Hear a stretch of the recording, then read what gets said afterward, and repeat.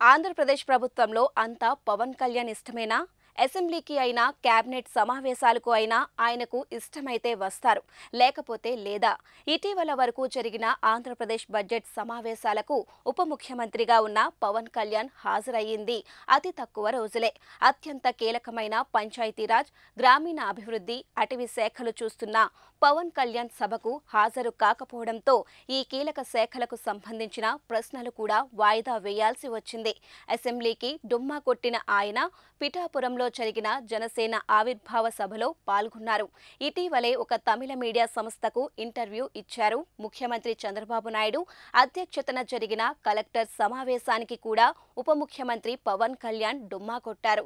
ఈ సమావేశంలో చంద్రబాబు పక్కన ఉప ముఖ్యమంత్రి పవన్ కళ్యాణ్ కోసం సీటు కేటాయించిన పవన్ కళ్యాణ్ రాకపోవడంతో అది ఖాళీగా కనిపించింది.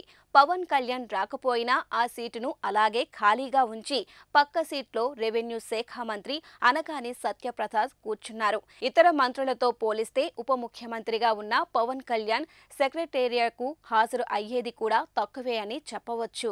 పవన్ కళ్యాణ్ ఏకంగా అసెంబ్లీ సమావేశాలకు, ఇప్పుడు కలెక్టర్ల సమావేశానికి కూడా డుమ్మా కొట్టారు. పార్టీ వర్గాలు నడుము నొప్పి అని చెబుతున్నా ఆయన తన సొంత కార్యక్రమాలకు మాత్రం హాజరు అవుతూనే ఉన్నారు.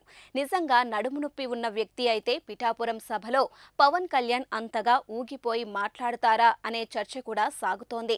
అటు సభకు, ఇటు కలెక్టర్ల సమావేశానికి ఉప ముఖ్యమంత్రిగా ఉన్న పవన్ కళ్యాణ్ హాజరు కాకపోయినా కూడా చంద్రబాబు నాయుడు ఏమీ మాట్లాడలేని పరిస్థితిలో ఉన్నారు అనే చర్చ సాగుతోంది. ఇది ప్రజలకు ఏమాత్రం సరైన సంకేతాలు పంపదు అనే అభిప్రాయం అధికార వర్గాల్లో కూడా ఉంది. జనసేనకు చెందిన ఇద్దరు మంత్రులు నాదెండ్ల మనోహర్, కందుల దుర్గేష్లు మాత్రం కలెక్టర్ సమావేశంలో పాల్గొన్నారు.